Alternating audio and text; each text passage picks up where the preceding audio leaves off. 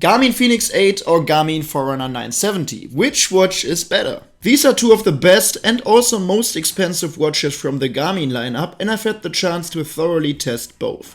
You can already find separate in-depth reviews of each on my channel, but today is all about the comparison. We'll go through all of the differences and determine which watch is the better choice for whom. So let's not waste any more time and just dive right in, have fun.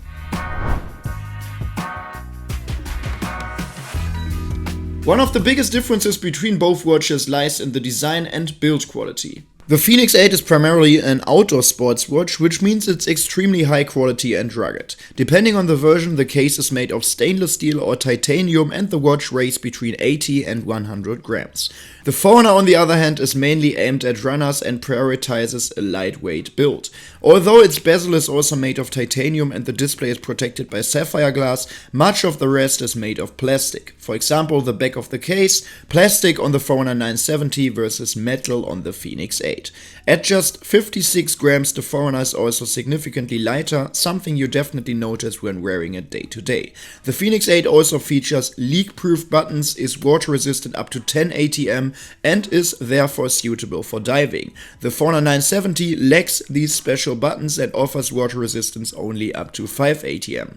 But we'll come back to the specific diving features shortly. For those who struggle to make a decision in general, another key point is that the Forerunner 970 comes in only one version, while the Fenix 8 gives you a lot more to choose from. There are three different case sizes here, 43mm, 47mm and 51mm, and it's available with either an AMOLED display or an MIP solar variant. I'm excluding the stripped down Fenix E from this comparison. Personally, I have the 47mm AMOLED and 51mm MIP versions of the Fenix 8. The Forerunner 970 is the same size as the mid-size Fenix 8, meaning 47mm. However, it's noticeably thinner, just 12.9mm compared to 13.8mm on the 47mm AMOLED Fenix 8 or 15.2mm on the same sized MIP Fenix 8, which brings us back to the topic of robustness. The Forerunner 970 fits my 185mm circumference wrist comfortably, as does the 47mm Fenix 8. The 51mm version, however, is quite a beast. Unlike the Forerunner 970, the Fenix 8 also comes in a smaller 43mm version for those with slimmer wrists, but this is only available in the AMOLED variant, not in the MIP solar version. As for the displays, both the 47mm AMOLED Fenix and the Forerunner 970 feature a 1.4-inch full-color AMOLED display with a resolution of 454x454 pixels. The 47mm MIP solar version and the smaller 43mm AMOLED version have a 1.3-inch display. And of course, there is a big difference between AMOLED and MIP displays in general. I've made a separate detailed video comparing these two display technologies in the Fenix 8, which I've linked for you in the video description. AMOLED displays are much brighter, more vibrant and offer higher contrast, which is especially noticeable indoors. MIP displays, on the other hand, perform particularly well in direct sunlight, outdoors. The AMOLED display on the Forerunner 970 has been further improved and, according to Garmin, is their brightest display yet. Garmin never specifies nit values, but in my experience it is noticeably brighter compared to the AMOLED display of the Fenix 8. The key difference between AMOLED and MIP displays, however, lies in battery life, and this brings us to the next topic. Battery life is something where the Fenix 8 is clearly ahead of the Forerunner 970. As I mentioned, there are several different versions of the Fenix 8, and for the means of a fair comparison, we have to take a look at the 47mm sized options of the Fenix 8, because the Forerunner 970 is also 47mm in size. In smartwatch mode, meaning normal everyday use, the Forerunner lasts up to 15 days. The AMOLED Fenix 8 lasts 16 days, and the MIP Solar Fenix 8 can go for 21 days or even up to 28 days with optimal solar conditions. When it comes to activity tracking, the Forerunner 970 loses about 4 to 5% battery per hour depending on the GPS settings, meaning a battery life of roughly 20 to 25 hours. During strength training, which doesn't use GPS, the battery drops only 1 to 2% per hour, lasting over 50 hours. The AMOLED Fenix 8 doesn't actually perform that much better during activities. In my experience, the 47mm AMOLED version loses 3 to 4% per hour during GPS activities, activities, which would give it about 25 to 30 hours of usage, and in strength training the drain is also just 1 to 2% per hour. The 51mm solar version, however, loses only about 3% per hour during activities and thus can last around 35 hours, a noticeable improvement over the Forerunner 970. And the differences also show in everyday usage. With my own very intensive usage, including several hours of recorded workouts per day, the Forerunner 970 lasts about 7 days, the same sized AMOLED Fenix 8 around 10 days, and the larger 51mm MIP version comfortably over 20 days, around 3 times as long as the Forerunner. But of course, this also depends on solar conditions. But overall, the battery life is clearly superior to that of the Forerunner 970 across all models, which is also simply because the watch is thicker and therefore hosts a bigger, more powerful battery.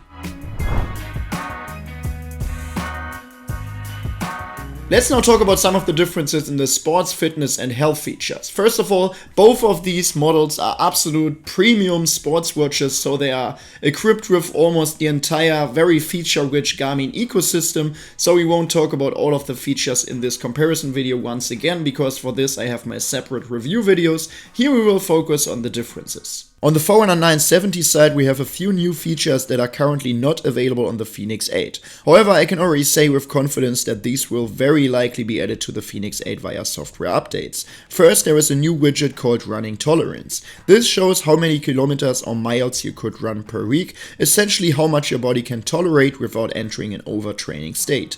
This widget includes a new metric that appears after each of your runs, which is your impact load. This value reflects how much strain your run placed on your body. For example, a 6-mile run with lots of hills and descents places significantly more strain on your bones, joints, tendons and ligaments than a run on flat terrain. Speed also plays a role here, as faster running produces greater ground reaction forces than an easy jog. Simply said, not all miles stress the body equally, and the impact load just provides a more accurate picture than just tracking distance. In the running tolerance widget, you'll see this impact load alongside your actual mileage and your current tolerance level. This helps you better assess whether you're training too much or too little.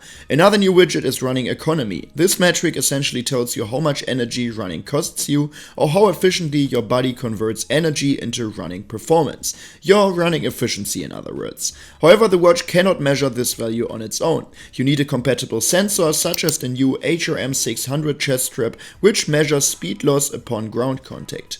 That sensor costs around $170 and I don't have it, but when paired with it, the Forerunner 970 can calculate running economy, something the Fenix 8 currently cannot do. But again, it's very likely that this feature will also come to the Fenix 8 via an update. A further exclusive feature of the Forerunner 970 at the moment is the evening report.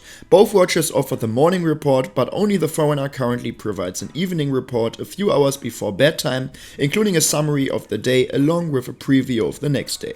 There is another difference that may interest triathletes. With the Forerunner 970 you can create structured workouts for multisport activities and upload them to the watch. It also offers a wider selection of multisport profiles, including duathlon, brick and pool triathlon. In addition, only the Forerunner 970 offers race predictions. You can set up a race in the app and then view race-specific data directly on the watch. Unlike the Fenix 8, the Forerunner 970 also gives you a personalized prediction of how well you perform based on your current training, regardless of the race distance. The Fenix 8 only provides standard race predictions for the usual distances. Where the Fenix 8 stands out is mainly in diving features. As mentioned, it has leak-proof buttons and is water resistant up to 10 ATM.